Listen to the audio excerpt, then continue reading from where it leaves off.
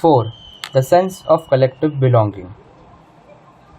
Nationalism spread when people begin to believe that they are all part of the same nation, when they discover some unity that binds them together. But how did the nation become a reality in the minds of people? How did people belonging to different communities, regions, or language groups develop a sense of collective belonging? This sense of collective belonging came partly through the experience of united struggles, but there were also a variety of cultural processes through which nationalism captured people's imagination. History and fiction, folklore and songs, popular prints and symbols all played a part in the making of nationalism. The identity of the nation, as you know, is most often symbolized in a figure or an image. This helps create an image with which people can identify the nation. It was the 20th century, with the growth of nationalism, that the identity of India came to be visually associated with the image of Bharat Mata. The image was first created by Bankim Chandra Chattopadhyay. In the 1870s, he wrote Vande Mataram as a hymn to the motherland. Later, it was introduced in his novel Anandamath and widely sung during the Swadeshi movement in Bengal. Moved by the Swadeshi movement, Rabindranath Tagore painted his famous image of Bharat Mata. In his painting, Bharat Mata is portrayed as an ascetic figure. She is calm, composed, divine, and spiritual. In subsequent years, the image of Bharat Mata acquired many different forms as it circulated in popular prints and was painted by different artists. Devotion to this mother figure came to be seen as evidence of one's nationalism. Ideas of nationalism also developed through movement to revive Indian folklore.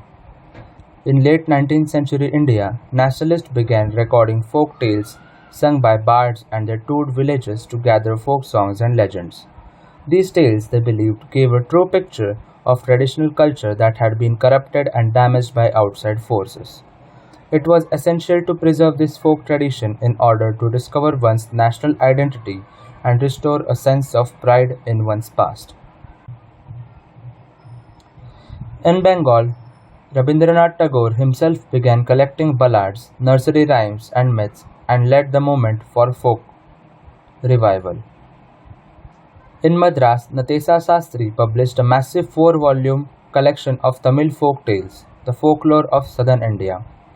He believed that folklore was national literature. It was the most trustworthy manifestation of people's real thoughts and characteristics. As the national movement developed, nationalist leaders became more and more aware of such icons and symbols in unifying people and inspiring in them a feeling of nationalism.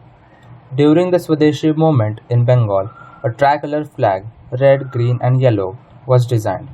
It had 8 lotuses representing 8 provinces of British India and a crescent moon representing Hindu and Muslims. By 1921, Gandhiji had designed the Swaraj flag. It was again a tricolor, red, green, and white, and had a spinning wheel in the center, representing the Gandhian ideal of self-help. Carrying the flag, holding it aloft during marches became a symbol of defiance. Another means of creating a feeling of nationalism was through reinterpretation of history. By the end of the 19th century, many Indians began feeling that to instill a sense of pride in the nation, Indian history had to be thought about differently. The British saw Indians as backward and primitive, incapable of governing themselves. In response, Indians began looking into the past to discover India's great achievements.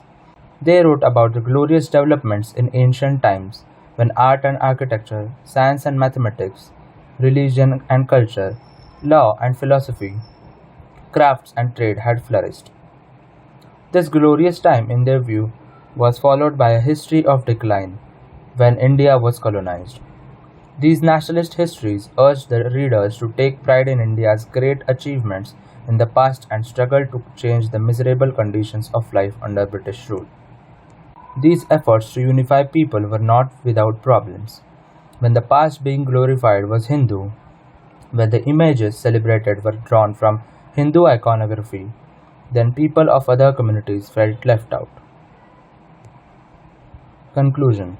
A growing anger against the colonial government was thus bringing together various groups and classes of Indians into a common struggle for freedom in the first half of the 20th century. The Congress, under the leadership of Mahatma Gandhi, tried to channel people's grievances into organized movements for independence. Through such movements, the nationalists tried to forge a national unity. But as we have seen, diverse groups and classes participated in these movements with varied aspirations and expectations. As their grievances were wide-ranging, freedom from colonial rule also meant different things to different people. The Congress continuously attempted to resolve differences and ensure that the demands of one group did not alienate other. This is precisely why the unity within the movement often broke down. The high points of Congress activity and nationalist unity were followed by phases of disunity and inner conflict between groups. In other words, what was emerging was a nation with many voices wanting freedom from colonial rule. Thank you.